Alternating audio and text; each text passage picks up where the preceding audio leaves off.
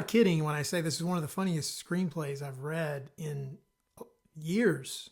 So if you don't care about Barbie or you're too cool for Barbie, maybe you didn't even see the movie, which is unlikely, I would recommend as a screenwriter to read the screenplay. It's a great example of voice, especially a comedic voice.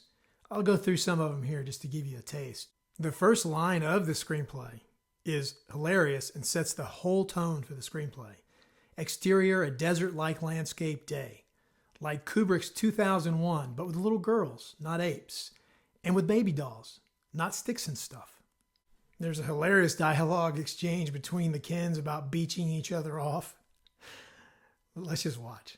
This beach was a little too much beach for you, Ken. If I wasn't severely injured, I would beat you off right now, Ken. I'll beach off with you any day, Ken. Hold my ice cream, Ken. All right, Ken, you're on. Let's beach off.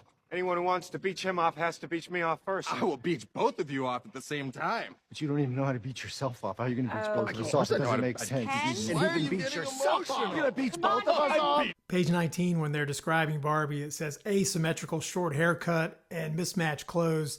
She's like David Bowie plus a hairless cat. Page 25, the Kens all stand to the side, a bit like men at a baby shower. There, but not. Page 40, there's a hilarious exchange between the Mattel CEO and one of his underlings. And he's saying, can you just email it, send it to me, EOD, and then proud. That's end of day. And he says, may I put it in a whisper, sir?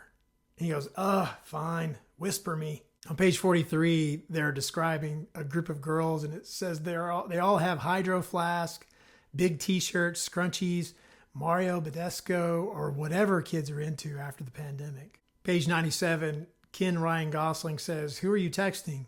Barbie Margot says, huh? And then he says again, who are you texting? And then the action line says, anyone who asked that question twice has lost all power. Isn't that true? So you may not think all those are funny, but it's not even the level of comedy. It's the relentless, the whole screenplay, action line after action line after action line is a joke. But they're still propelling the story forward. It's not just like a joke book. So if you experience this as a film and you go read it, it's a whole other experience. Another thing to point out is their use of the word maybe. I'll just give you an example here and then we'll talk about it. Page 4, it says, Barbie Issa Rae, president, maybe in a ball gown, signs a bill into law. This shows up over and over again. There are 16 instances in the screenplay where they use the language maybe, which is very passive. And I was trying to figure out why are they doing this? Because there's nothing by accident. It's not like they put that in there and just didn't realize they were saying maybe. Every single word in the screenplay has a purpose. Low-hanging fruit here would be to say, okay, they're just putting this in here for some ideas for wardrobe. No, that's not what's going on here. I think that they're writing in this passive way to sort of illustrate how women feel forced to talk in conversation with each other, with other men, where they can have an opinion, but they're afraid to express it. Also, on top of that, it does add some mystery to the script. Maybe not about the ball gown, but there's some more in here where you just sort of read the script and it feels like, is this going to happen? Is this not going to happen? What's going on here? Page 19. Weird Barbie hitches her leg down and lopes oddly into a giant room. Maybe she does a flip or two. 34. Glimpses of a girl, maybe in pigtails. 45. Sasha's verbal jabs are like a boxer relentlessly landing punches in a ring. Maybe we even shoot it like Raging Bull. 87. Exhausted, she sits down. Alan is in tears. They all are. Maybe a slow clap. Page 93. All the Kens at once. Maybe in a team photo type thing. Maybe I'm reading too much into it. Maybe this is just her voice, but something tells me that that's not the case. This screenplay has a truly remarkable ending, and it's a payoff to this character growing into the uncertainties of being human, the positives and the negatives. Barbie's fully human, and she's meeting with a receptionist, and left to our own devices, we conclude that she's most likely there for an interview. What job is she going for? Is it a low-paying job that she's just willing to work her way up, or is she going to do a Barbie job and apply to be president or something? And then she says, with so much pride, so much anticipation, so much meaning, so much deep joy, I'm here to see my gynecologist. And here's the truly, obviously that's a funny joke, but here's the true ending of the screenplay that is like the exclamation point. It says in the action line, cut to black before anyone can even process that sentence. The end. This screenplay does an amazing job of acknowledging the brand placement that is in place here and not hiding from it. It's a hard thing to do. It's a delicate balance because you don't want to beat the reader, the viewer over the head with this, but you also don't want to pretend like it's not happening because it's so obvious. In this screenplay, Mattel is mentioned 116 times, so not hiding from it at all. You have this over-the-top CEO with a big heart, played by Will Ferrell in the film, and I was impressed to see that the lines in the screenplay are very Will Ferrell-esque.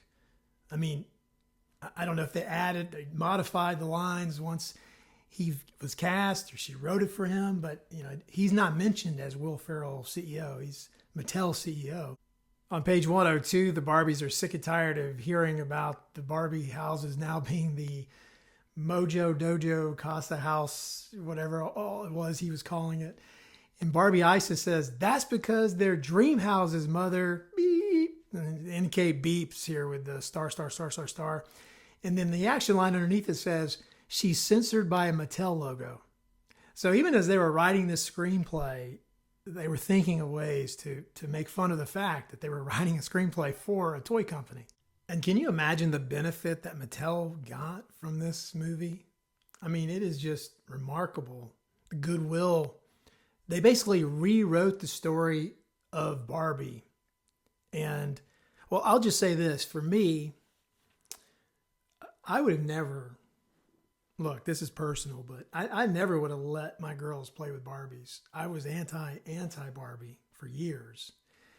And this movie really changed my perspective because I saw that Barbie could be something to empower women rather than to try to just put them in their place. Now, maybe I'm just, the exact schmo that they were looking for this story, but it really hit home for me to show Barbie in a different perspective. And now, I mean, I'm in the playroom. You should see how many Barbies there are in here. This screenplay has one of the most significant and memorable monologues in modern cinema. Something you wouldn't expect from a toy movie. On page 86, we have Gloria, who is played by America Ferrera, and she was Oscar nominated for her role in this film.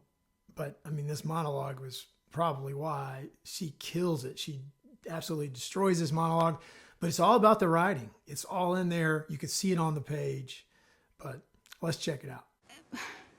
You have to be thin, but not too thin. And you can never say you want to be thin. You have to say you want to be healthy, but also you have to be thin.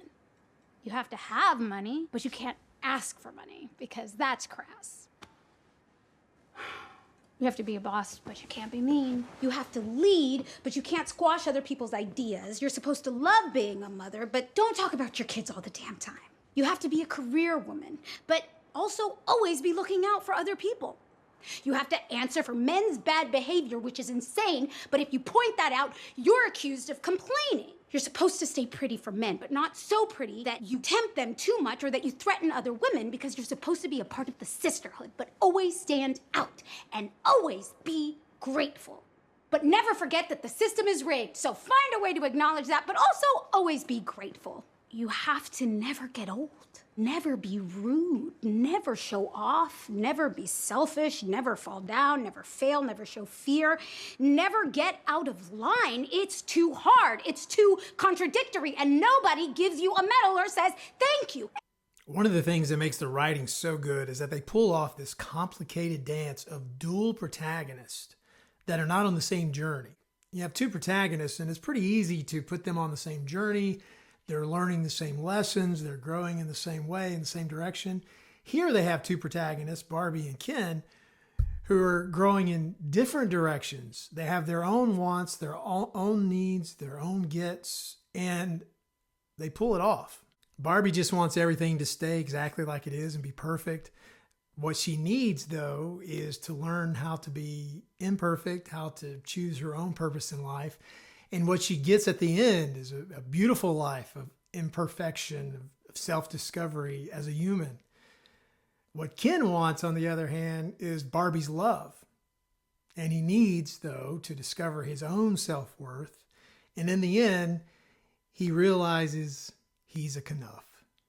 And that is Barbie by Greta Gerwig and Noah Baumbach. And what makes this screenplay unique is its world building and voice shifting from childlike to mature characters that are gaining insight. Its unrelenting comedy on the page. Its ability to carry two different protagonists' stories independently of each other. Thanks for watching. Please like, subscribe.